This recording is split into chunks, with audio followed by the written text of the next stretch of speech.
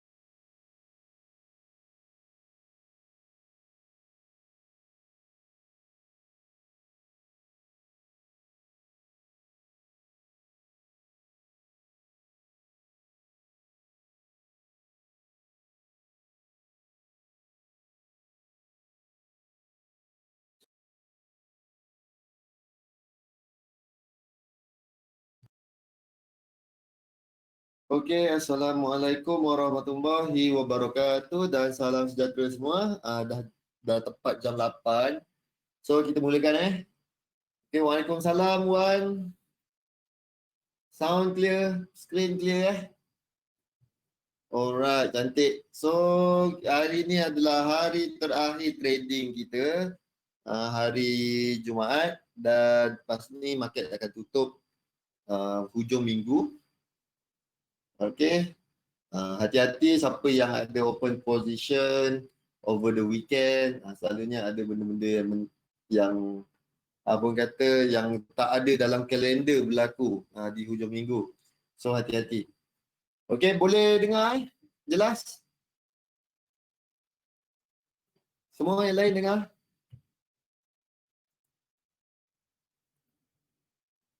Okey, cantik.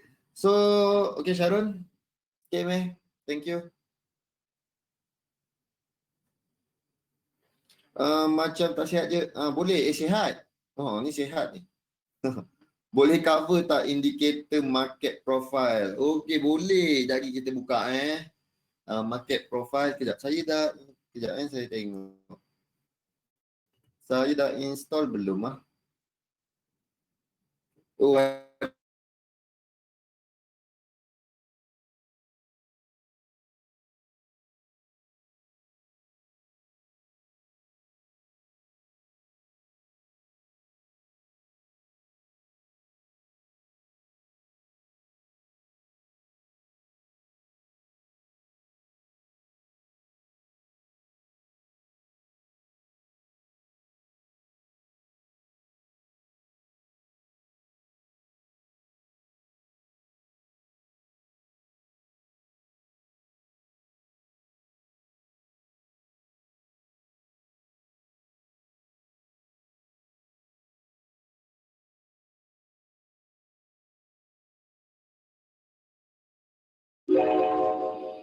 okey, test. Hello.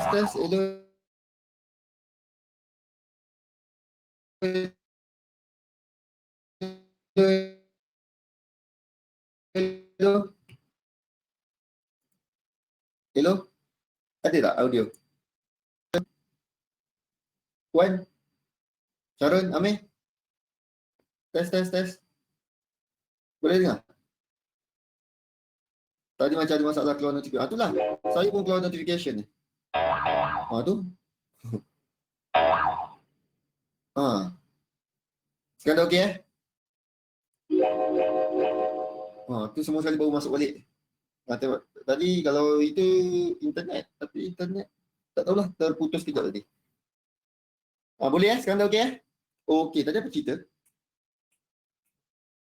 Cerita pasal apa? Dah lupa pula. Pasal ni. Ichimoku ni. Ni kita trade idea kita pada hari Selasa hari itu. Mengenai kalau kita cek peluang untuk sell, kat mana kita punya target. Ni target 1 dah sampai, target 2 dalam perjalanan. So kita nak lihat sampai ke tak kita punya target kedua ni, dekat bawah sini. So sampai kita sampai, kita tunggulah. Tengok dia punya jalan cerita macam mana. Okey, ni yang hari Selasa hari tu yang kita duduk main lukis-lukis, yang kita belajar hari tu, hari Selasa, pasal Ichimoku, ada awan, ada ni semua sekali. Okey? Boleh? So siap lagi nanti saya akan sharekan mengenai market profile lah, tapi sebelum tu market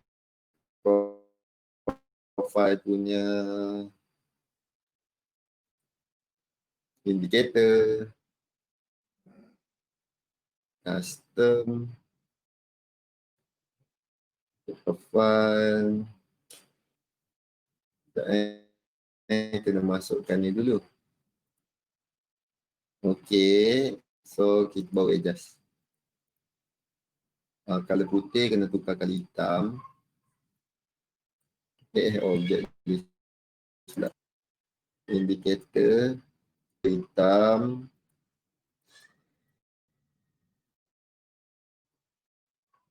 Okay, so kita nak berapa kita letak 10 lah 10 hari. Okay, dia ada 10 hari punya data. Kita letak period separator. Alright. So yang inilah market profile lah, bentuk dia macam ni. So kita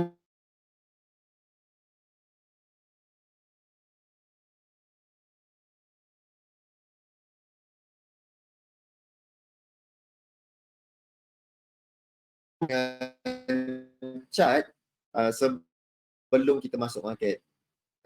Kita boleh jangkakan apakah dia nak buat di yang berminat. Sound tak clear, signal saya full. Tak clear ke?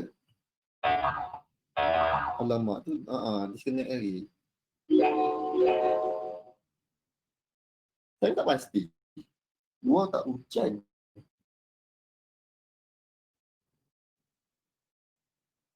Putus-putus Ada putus-putus lagi sama-sama. Dah okey dah. Tadi tu lah. Tapi kalau tak tahu lah. Hari ni Jumaat. Cuti kot, ramai orang. So dia punya traffic jam ke. Okey. Boleh So nanti saya akan ceritakan permainan untuk market profile ni. Menarik sebenarnya. Ini antara sistem yang sebelum ni gila. Gila punya sistem sebab dia punya expectancy dia dahsyat. Expectancy dia dahsyat. Kalau kita check satu-satu, ni memang best lah, seronok untuk kita layan. Okey, Waalaikumsalam Nur Farhana, apa khabar?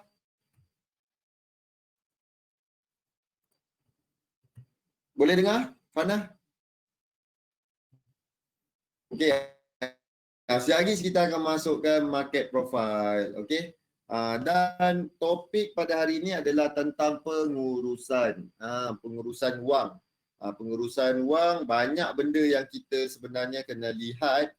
Dia bukannya berkenaan dengan kita uruskan duit je. Tapi kita ada nak kena uruskan daripada segi selepas kita dah ada position, dah ada entry.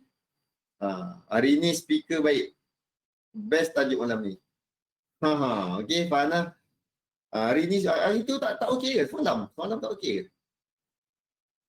Sound tak okey? Hari ni kat rumah. Kat rumah dia special sikit. Ada mikrofon, ada apa benda semua. Semalam direct tu. Semalam suara slow. Okey. Alright, ni topik pengurusan wang ni merupakan topik yang penting, yang selalu kita termiss, yang kita selalu terlepas pandang. Kita selalu fokus kepada teknik dan juga entry. Tapi teknik dan entry itu adalah sebahagian daripada sistem yang kita nak bina. Okey, ada part yang penting lagi adalah bab pengurusan. Pengurusan ni antara part-part yang kalau boleh jangan miss, jangan tertinggal. Jangan kita terlepas pandang, okey? Jom kita masuk dahulu cerita-cerita market pada hari ini. Kalau tengok daripada tajuk pun dia dah cakap risk off. Okey, risk off dekat pasaran. Pada minggu ni memang jelaslah pasaran dalam keadaan yang lebih lagi dalam keadaan yang tertekan, dalam keadaan yang lebih negatif. Alright, itu yang berlaku pada minggu ni. Bukan sahaja kepada pasaran currency yang kita nampak ni, dekat pasaran equity pun, siapa-siapa kalau ada member yang trade saham, mungkin dia orang akan cakap, ish, market jatuh sikit lah, ada rugi-rugi sikit lah. Melainkan kalau dia orang trade CFD ada check peluang sell tu lain lah. Tapi kalau kita lihat yang saham betul, memang kebanyakan dia pada minggu ni dalam keadaan yang menurun, jatuh. Okey, jom kita masuk kepada satu-satu currency. Kalau kita lihat pada hari ini, New Zealand merupakan currency yang agak kukuh pada hari ini.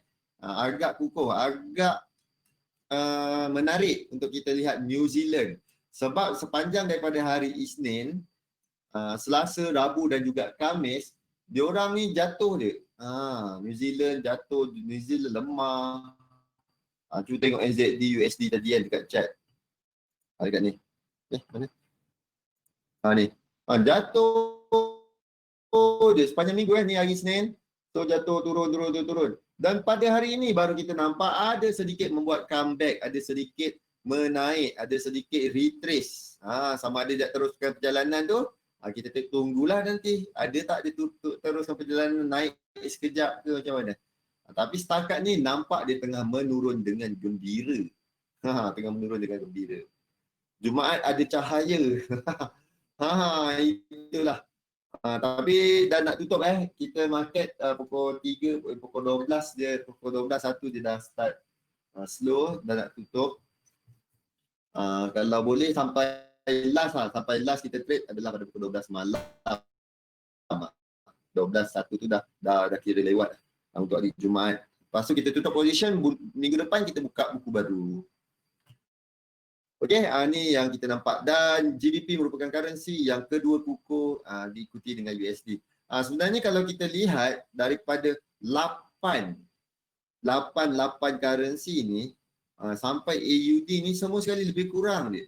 Sebenarnya hari ini tak ada apa-apa pergerakan yang dahsyat lagi sejak daripada pagi tadi. Okey. Selain daripada New Zealand ada buat comeback sedikit waktu US malam. Okey. Ada sedikit menaik kan.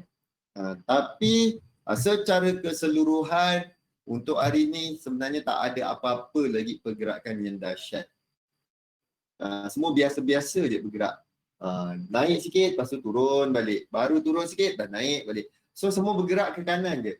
Dan game yang paling mencabar adalah pada waktu US kejap lagi. Apabila masuk waktu US nanti, kita nak lihat adakah waktu Asia slow, waktu Euro slow, adakah waktu US pun slow juga. Okey, kita tengok pada pukul 9.30 nanti macam mana game dia. Kalau contohnya memang market berpusing habis, start rancak semula, kita boleh lihat pada waktu US nanti. Kita tengok tu. Dia jadi rancak semula ke ataupun tidak. Okey, kalau kita lihat kepada pair utama, Euro USD mengalami kejatuhan 0.27%. GBP USD ke kanan tak ada pergerakan yang nyata, pergerakan yang jelas lagi. USD JPY pun sama, dua-dua ni lebih kurang sifat dia lebih kurang sama. Okey, USD CAD pun ke kanan pada hari ini. USD CHF ke kanan, naik pun 0.12%, tak cukup besar. AUD USD pun dalam keadaan yang sama, 0.15% ke bawah sedikit. Okey, NZD USD mengalami kenaikan 0.2%. Alright, Euro GBP ke kanan lebih kurang sama kuat sama lemah. Untuk Euro GBP 0.17%, pergerakannya daripada buka market pagi tadi sehingga sekarang adalah jatuh sedikit 0.17%. GBP JPY pun sama 0.15%. Okey, tu untuk currency untuk pair utama yang kita boleh lihat. Tak ada pergerakan yang jelas, tak ada pergerakan yang besar daripada pagi tadi. Dia biasa-biasa gerak naik sikit, turun balik, turun sikit, naik semula. So kita tengok game pada pukul 9 nanti. Alright. Dan next adalah kita lihat kepada komoditi. Komoditi maintain untuk crude oil kekal di atas $40. Dia bermain di sekitar $40 lagi untuk hari ini, tetapi tekanan pressure kepada komoditi semakin jelas, terutamanya daripada oil.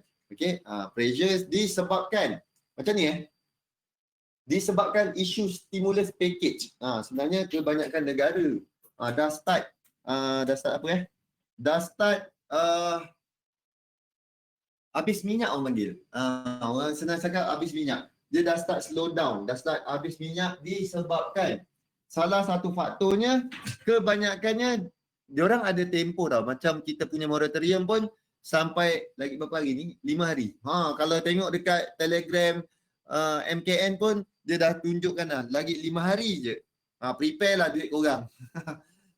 Prepare dah duit korang nak kena bayar, semua sekali loan, duit kereta, duit rumah, tu dah nak kena bayar. Okey, tu dia. So apa yang kita nampak dah sampai penghujung lah, dan pancit dekat pasaran saham pun dah start turun balik, V-shape punya recovery. Bermaksud apa? Jatuh paling cepat, naik paling cepat dalam sejarah peradaban manusia. Okey, dekat pasaran saham semua sekali, market jatuh, laju. Market naik, laju. Tu yang kata V-shape recovery. Dan apa yang nampak daripada ketika ini, V-shape recovery dah start di penghujung era. Di penghujung era, dah start di penghujung talian hayat sebab stimulus package mungkin dah tamat di kebanyakan negara. Cuma kita nak lihat US ada tak nak introduce stimulus package yang baru, package rangsangan yang baru. Malaysia hari tu dia umumkan tau, BPN 2 kan? BPN apa benda tah? Bantuan Sara Hidup, BSH. Apa benda tah yang dia bagi tahu tu? Yang kedua tu. Ada yang kedua kan, berapa bilion dah yang dia bagi peruntukan. Tu yang tu pasal stimulus kat Malaysia tu, yang Muhyiddin bagi tahu tu pasal ada package rangsangan dekat Malaysia. Tu antara, tu yang kita tengok dekat negara-negara lain. Ada tak dia nak introduce benda-benda macam ni lagi. Setakat ni tak nampak tak nampak lagi negara-negara lain nak bagi tahu, nak umumkan benda ni. Sebab kita dah nampak ekonomi dah naik, dah cantik tapi tak cukup. Tak cukup untuk boost lagi. Okey, sebab inflasi masih lagi di paras terendah. Dan yang menganggur ramai. Data pengangguran ramai lagi. Dan kes COVID masih lagi tinggi. Dan UK dan nak introduce untuk fully work from home dekat UK. So benda-benda ni tu yang menjadikan faktor utama kepada pasaran dalam mood risk off, mood yang lebih negatif. Boleh tu yang kita nampak untuk semasa. Boleh Fahana, Wan? Dan kalau kita lihat currency satu-satu, tak ada apa-apa yang wow, masih lagi biasa-biasa dia pergerakannya. Kita tunggu pada pukul 9.30 nanti. Okey, dekat Forex Factory pun tak ada apa-apa kecuali data pada pukul 8.30 sekejap lagi, core durable goods yang dilihat jatuh. Tu yang kita nak tengok sekejap lagi.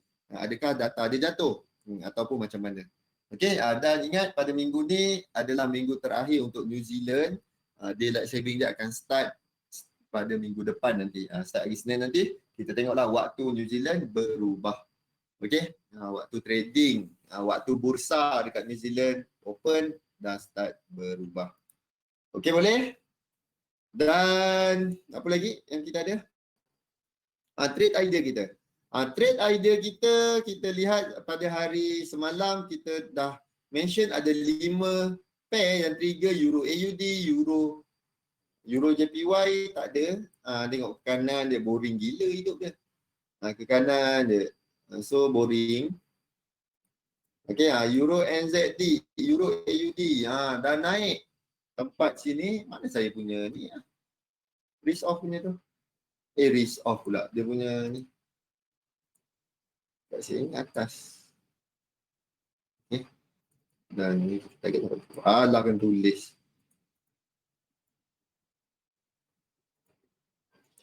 Uh, 16100. Alright. So ini yang kita ada. Ni untuk apa ni? Untuk Euro AUD.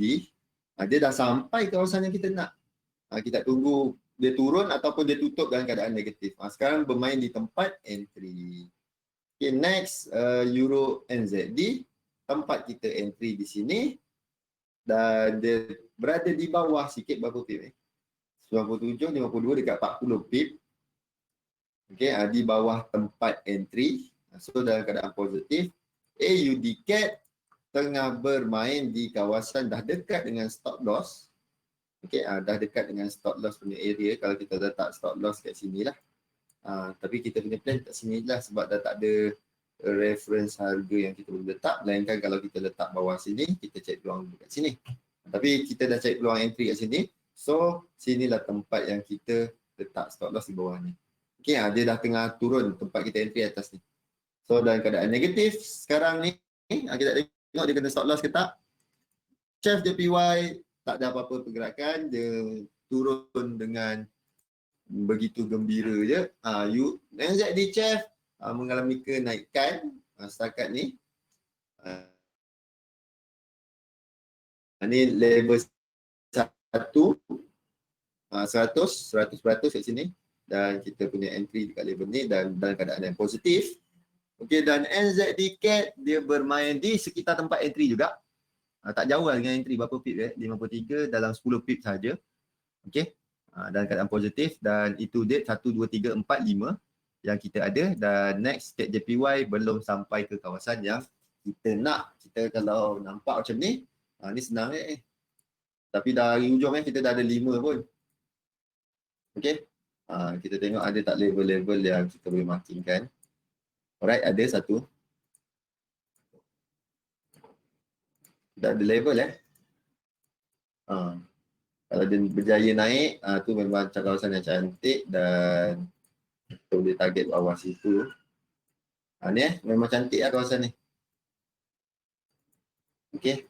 Dan kita boleh markingkan siapa yang belum ada position lagi ataupun nak tambah position ke. 77, 778. 7.78. Ada negatif 77. Okey, ni dia. So kita boleh jeling-jeling tunggu tu apa yang akan berlaku nanti. Apa fungsi Forex Factory? Forex Factory kita kebiasaannya saya gunakan untuk melihat economic calendar, tengok ni news.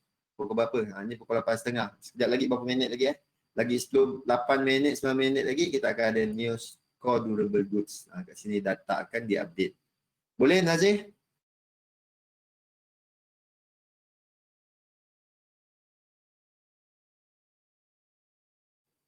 Sebenarnya banyak Forex Factory function dia kalau betul-betul nak gunakan kita ada forum, ada juga orang teknik lah.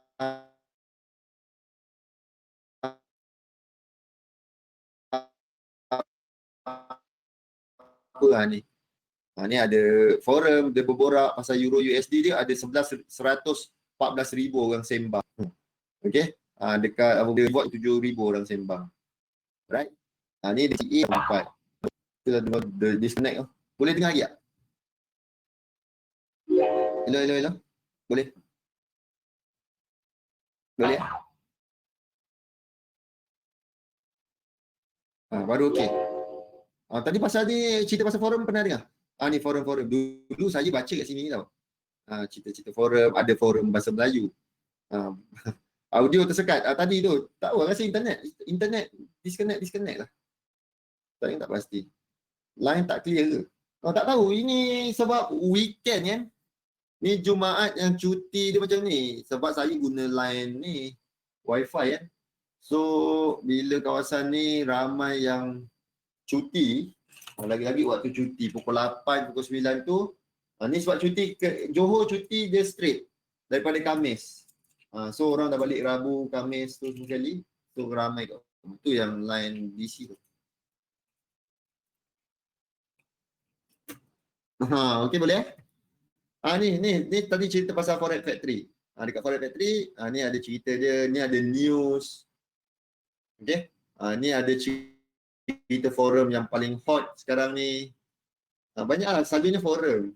Selalunya baca pasal forum. Ni position live untuk certain broker dia tengok 230 orang vote sell, 289 cari ni buy, yang ni sell. Ni banyak benda yang boleh kita tengok. Ni waktu apa yang tengah aktif sekarang, London dan nak masuk New York punya London. New York punya waktu. Ni London ni dekat New York pukul 8.22, orang baru masuk kerja. Bursa belum buka lagi. Faham? Ni lah boleh baca kat sini. Boleh? Siapa tadi? Nazih? Gunakan selalunya guna yang tu. Alright, jom. Kita teruskan perjalanan kita. Ada apa soalan? Trade idea kita 5. 1, 2, 3, 4, 5. Yang dah trigger. Yang lain belum. Yang lain tengah bergembira lagi. Ni cat JPY je lah yang ada potensi yang paling tinggi. Yang lain kurang. Okey boleh? Jom kita sambung berperang. Tadi si Wan tanya, tolong ajarkan pasal market profile. Market profile antara indikator ataupun sistem yang waktu dia tengah cun memang cun betul tau. Memang saya test dia punya record dahsyat. Dia punya record dahsyat.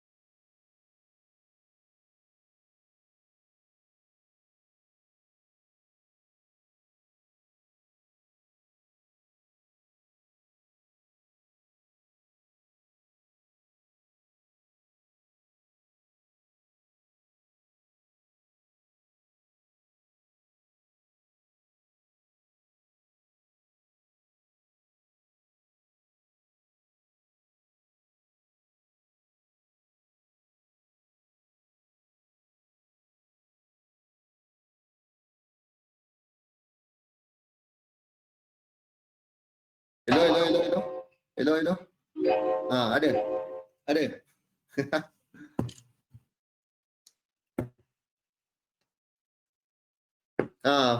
Itulah. Dia dengar dia bunyi MT4 disconnect, internet tengah kacau. Okey. Boleh kita tengok speed test. Apa pasal baru ada internet okey dia punya speed. Entahlah.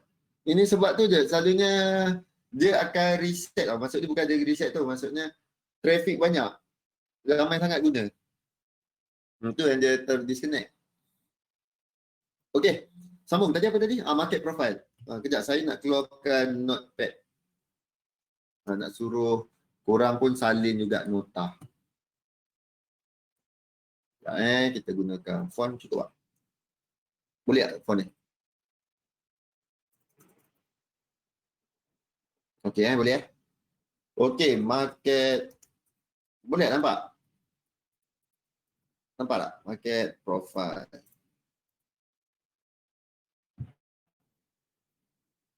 Nampak Okey, poin 1. Poin 1 adalah apa apa panggil nama dia ni? Sekejap saya tengok, saya dah lupa nama dia. Indikator. median kali.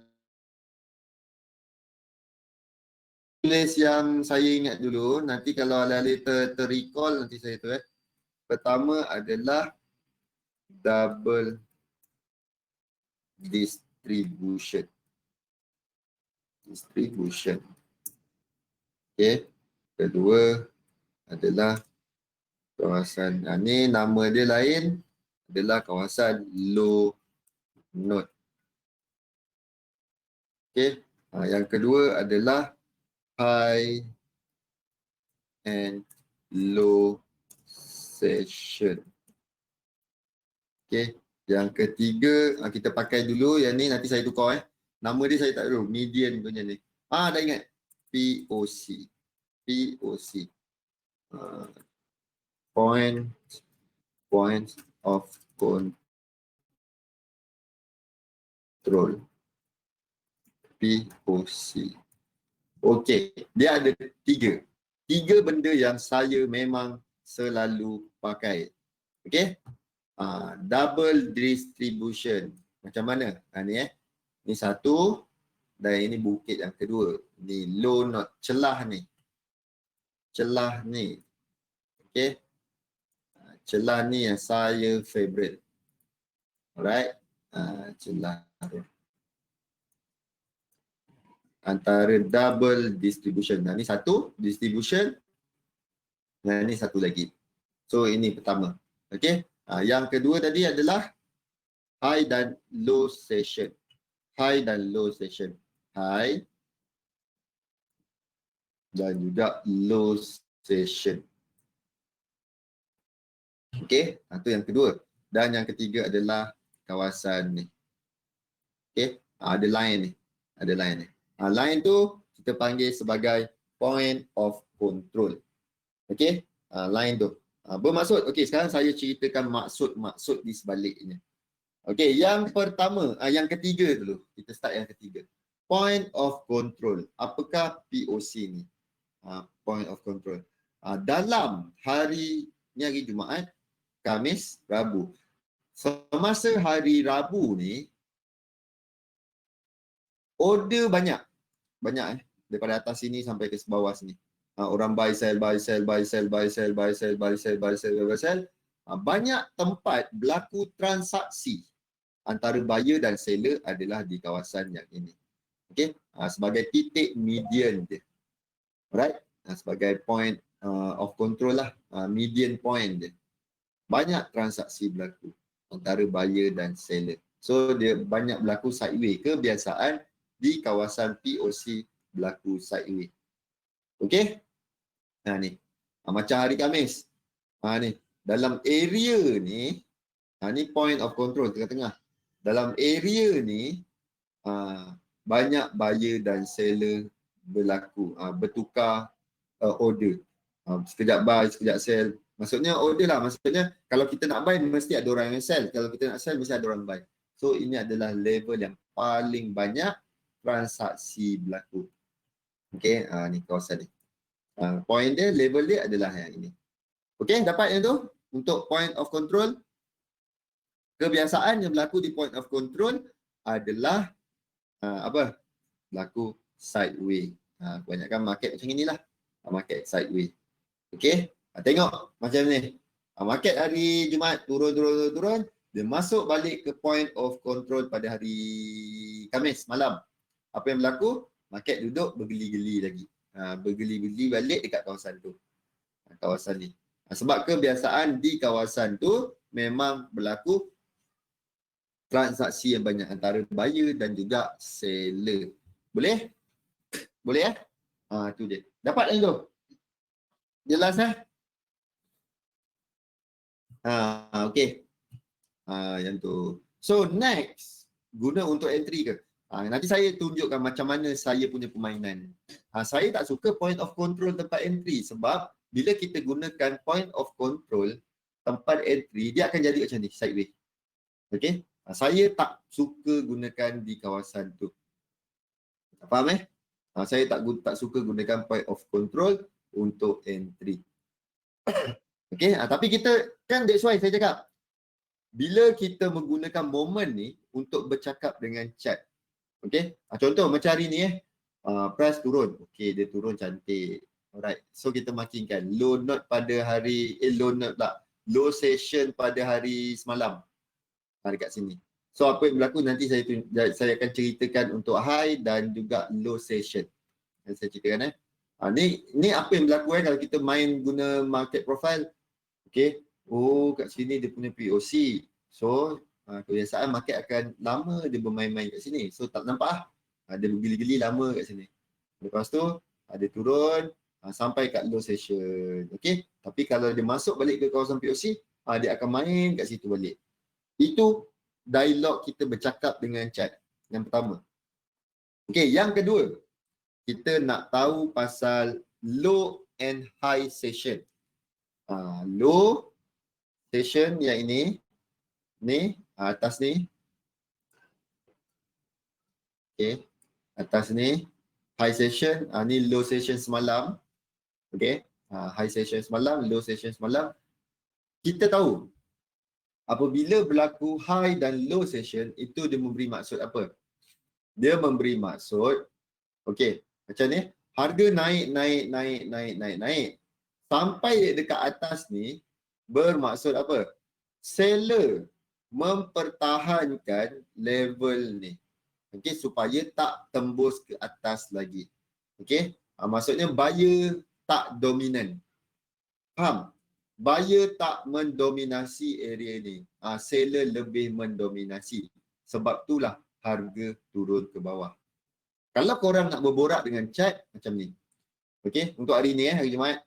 Oh, kalau contohnya harga sampai dekat high session ni, kemungkinan besar untuk dia turun tu lebih tinggi. Sebab apa? Seller masih mempertahankan level ni. Dapat tak? Borak tu. Faham So apa yang korang boleh berborak adalah kalau contohnya harga naik sampai atas ni, level ni akan menjadi satu level yang penting. Sebab semalam seller mempertahankan level ni. Okey, kemungkinan kalau berlaku harga naik ke atas, dia turun balik ke bawah. Disebabkan seller mempertahankan level ni. Kalau tembus bermaksud seller dah tak menarik, dah tak tertarik untuk mempertahankan level ni. Level ni dah didominasi oleh buyer.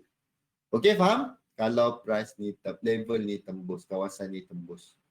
Boleh dapat kalau bawah pula, yang bawah. Oh, bawah ni low session.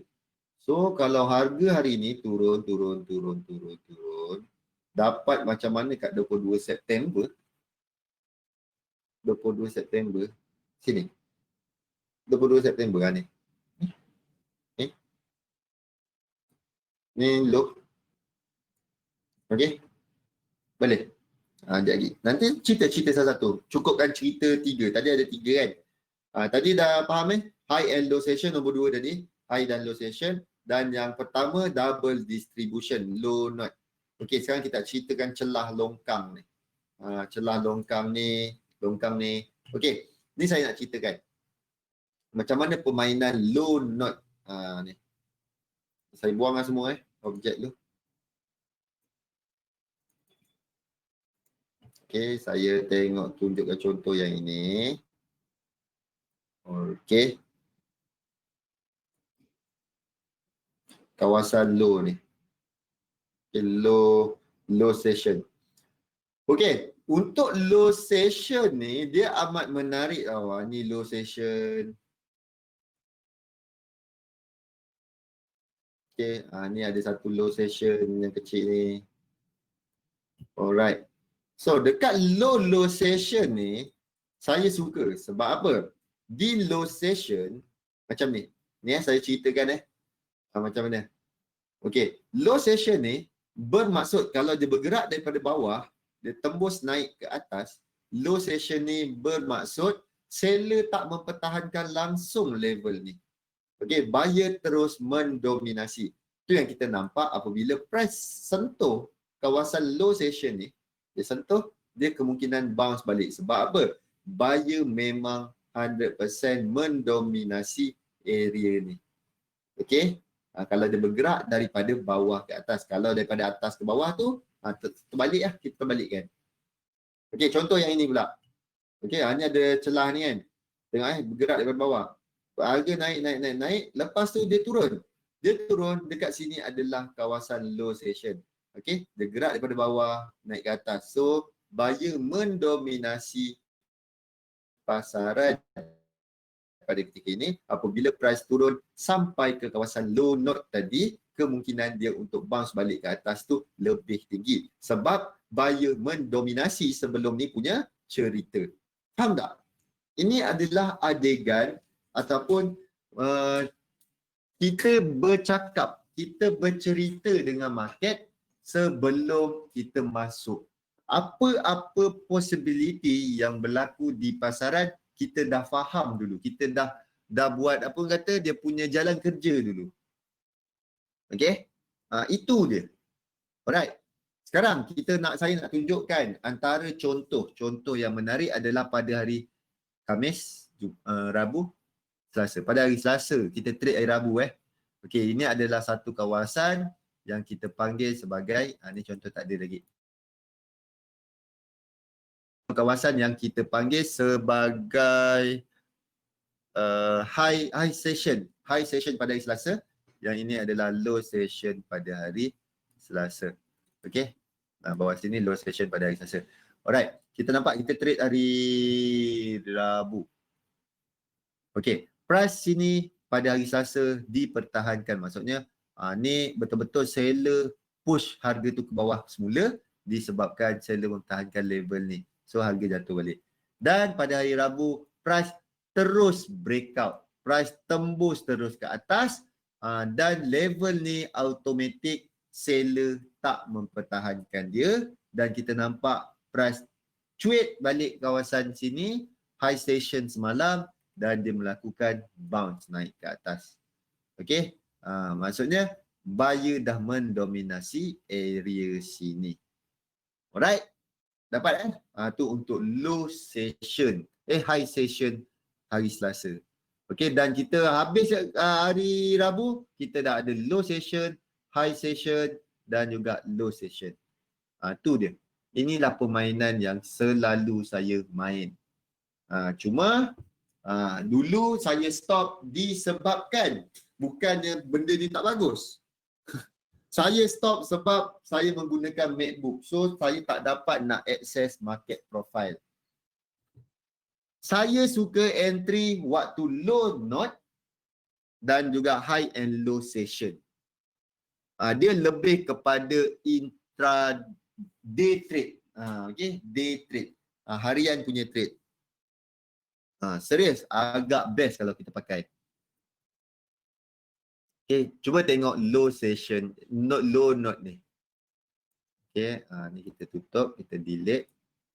Ni low note sini, apa yang berlaku adalah price melakukan bounce banyak kali hari Selasa. Ni hari Senin kan, ada low note, double distribution. Okay, so price turun sini dia bounce, price turun sini dia bounce. Sebab apa? Kawasan ni buyer masih mempertahankan dia lagi. Okay, tu yang kita nampak dia bounce banyak kali. Alright, so nanti kita boleh lihat macam mana dia punya permainan. Kalau kita menggunakan betul-betul kita rekodkan dia punya sistem. So saya kena rekodkan semula. Kalau saya nak pakai yang ini, saya kena rekodkan semula.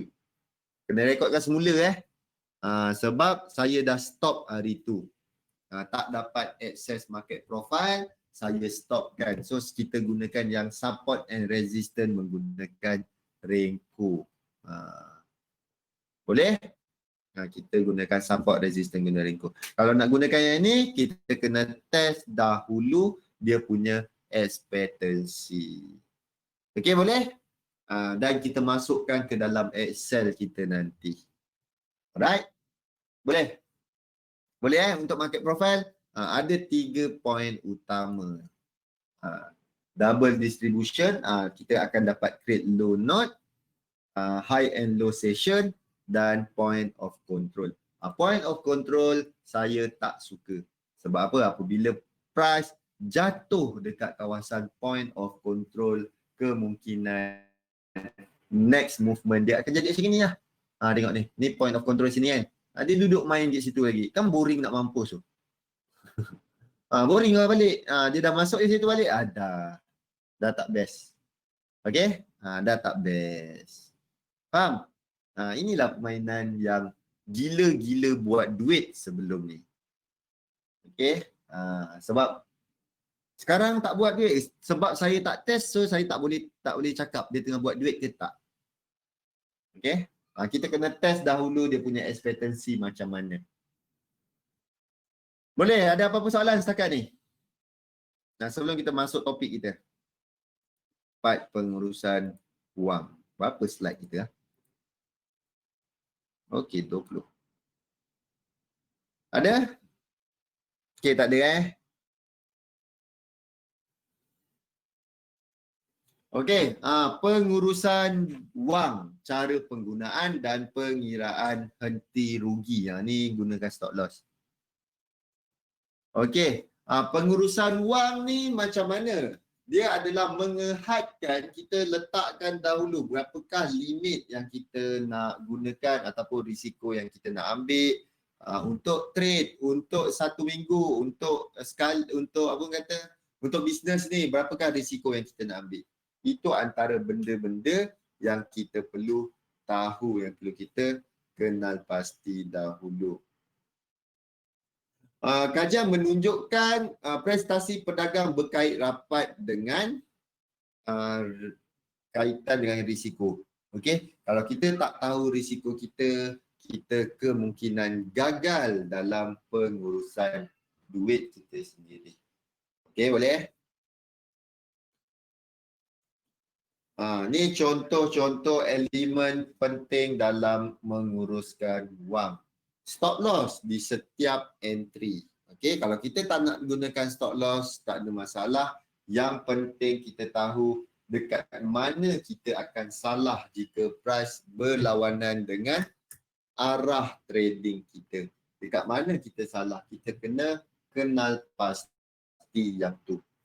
Jumlah wang spesifik yang dirisikokan dalam setiap dagangan, jumlah maksimum yang sanggup dirisikokan untuk tempoh tertentu. Apa perbezaan 2 dengan 3 ni? Maksudnya dalam masa setahun, berapakah bajet kita, berapakah belanjawan kita yang kita buat untuk kita trade forex. Mesti ada limit. Satu dagangan sepatutnya tak menjadi masalah dalam kita punya trading. 1 hari rugi. Untuk makluman, kita punya EA. Untuk EA, untuk Euro AUD kita dah kena stop loss rugi. Bukan, kita rugi $100. Okey, tu untuk EA kita. The reverse penuh semua. Reverse penuh, dia tak ada bagi salam apa-apa. Dia tegak ada reverse. Alright. Tu saya dah tutup satu dan yang ni ni kita masuk balik, ada yang tanya. Untuk EA macam mana? Ni tak ada tutup position lagi, dia tengah bermain-main kat situ. Yang ini baru untung $127. Ni dapat tutup $127. Kita rugi $100 tapi di cover balik dengan New Zealand, Kanada kita dalam keadaan rugi yang untung. Lagi apa? Satu lagi yang ini. Ini pun baru 50 sen dia close dan Euro JPY tengah bermain-main satu tu. So tak banyak lah. Satu rugi tapi satu balik cover semula. Cuma tak best sebab kita ada kerugian. Kalau tak, kita kerugian satu account, satu R kita rugi. Okey, dan tak patut menjadi masalah. Satu dagangan, satu hari kita rugi tak menjadikan masalah. Sepatutnya kita kena move on dan kita say next kepada trading kita. Selagi kita tahu bisnes tu buat duit, selagi itulah kita teruskan dia buat apa yang betul dalam bisnes kita. Okey? Dan toleransi setiap individu berbeza. Okey, toleransi kepada risiko. Sebagai contoh, kita mesti masukkan faktor masa, faktor modal, faktor personality. Okey? Ini antara 3 benda yang penting perlu kita lihat. Okey, ganjaran berdasarkan risiko, reward dan juga risk mengikut standard deviation. Pedagang konservatif, maksudnya tenang-tenang, so-so dia. Ataupun pedagang sederhana dan juga pedagang agresif. Maksudnya dia nak mengharapkan reward yang banyak dengan mengambil risiko yang tinggi.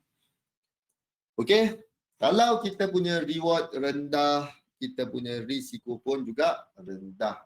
Itu biasalah risk, apa ni kata, high risk, high reward.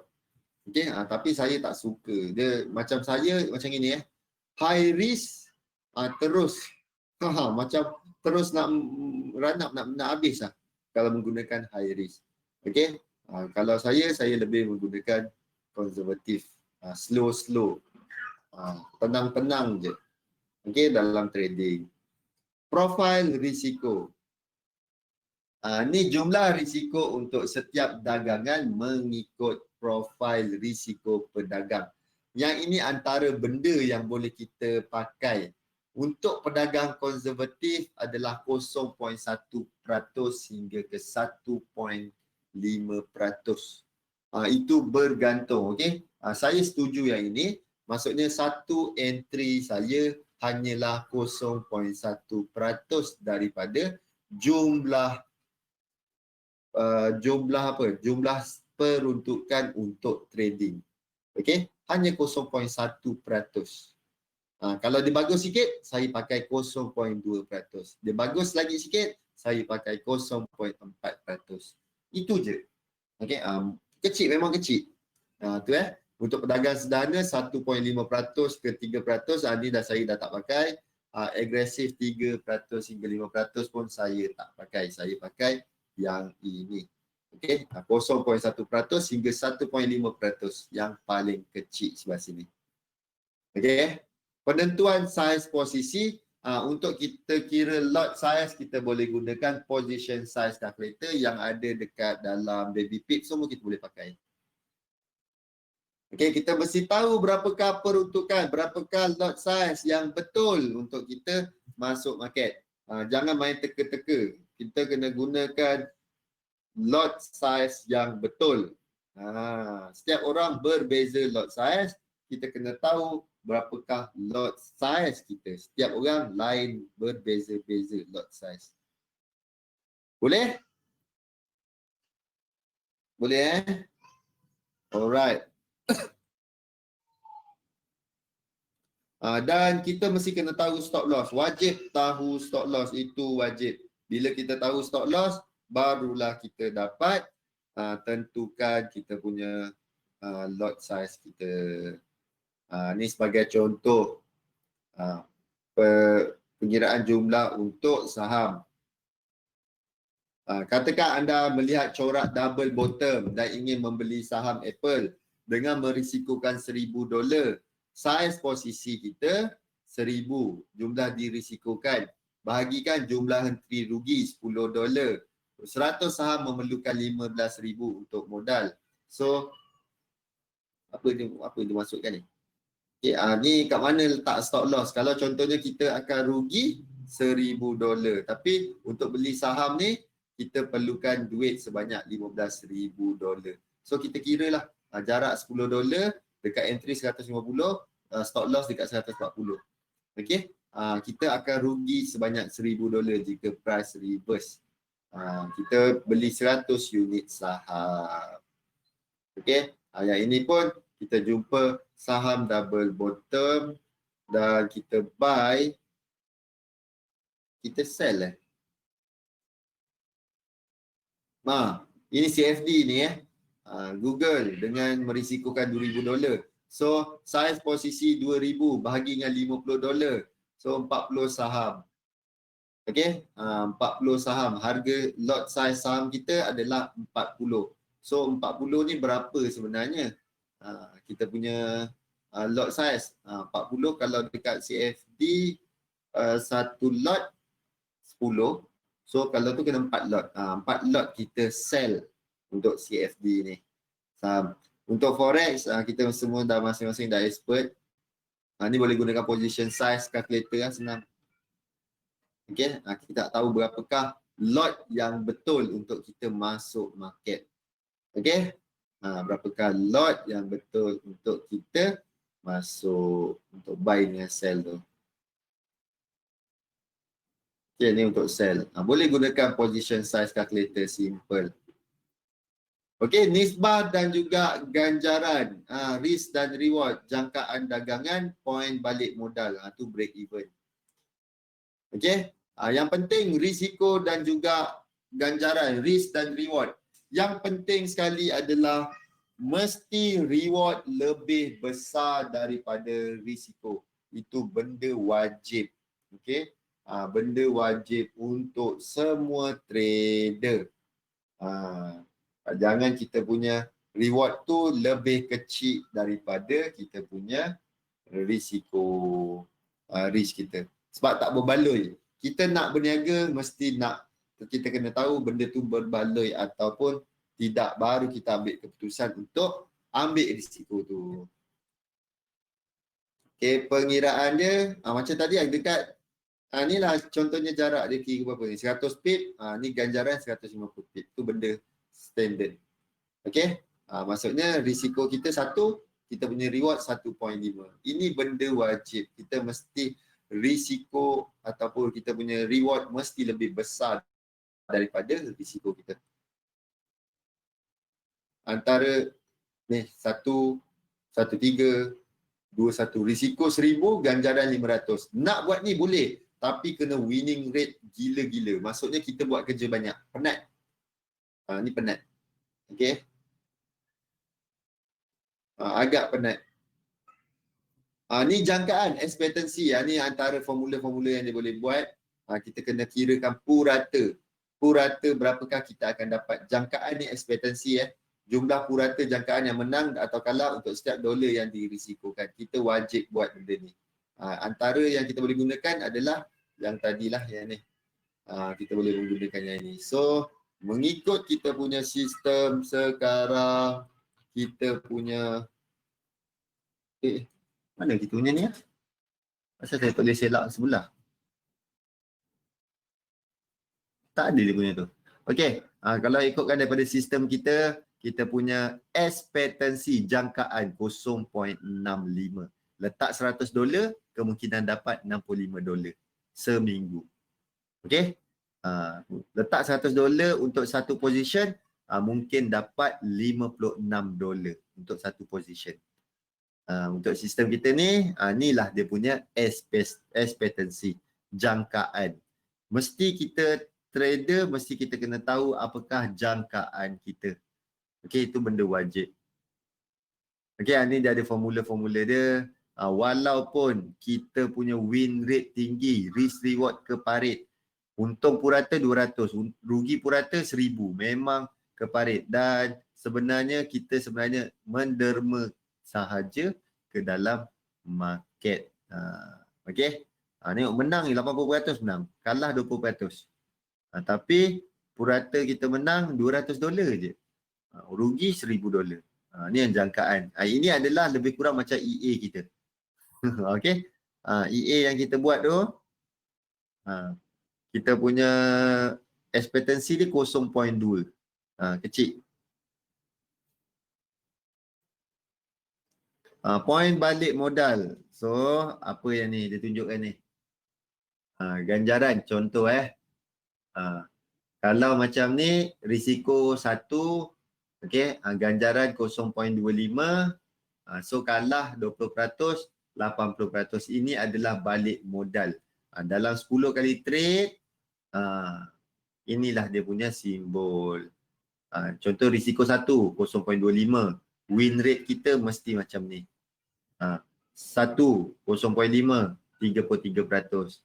Okey. Tengok kalau dah makin besar. 1, risk, reward 1.5, 60%, rugi 40% menang. Kita dah boleh break even. Okey. Ni benda point balik modal. Point balik modal break even point. Okey, waktu bila kita break even berdasarkan daripada win rate kita. Ni antara benda-benda yang penting yang perlu kita tahu. That's why saya selalu menggunakan 1.3 ataupun 1.2. Okey, saya sekitar kat sinilah. Maksudnya risiko 1, reward 2. Ni contoh yang tadi. Dekat kita punya trade idea. Okey. Ni 2.36. Bermaksud risiko kita adalah ni jarak ni, kita punya reward adalah 2.36 daripada tu. Okey. So mesti lebih. Adakah kita sampai ke tepi? Tak semestinya. Kita hanya perlu tengok kalau ada chance dekat sampai mana, itulah kita punya profit. Okey. Ni dah nak sampai ke stop loss. Untuk AUD CAD, NZD CAD dia naik semula. Ni NZD CHF pun naik semula. Okey. Dah sampai sini saja. Esok pagi kita ada kelas lagi pukul 10 pagi.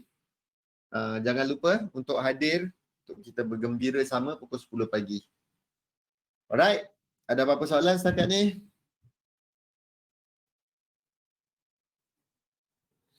Tak ada Okey.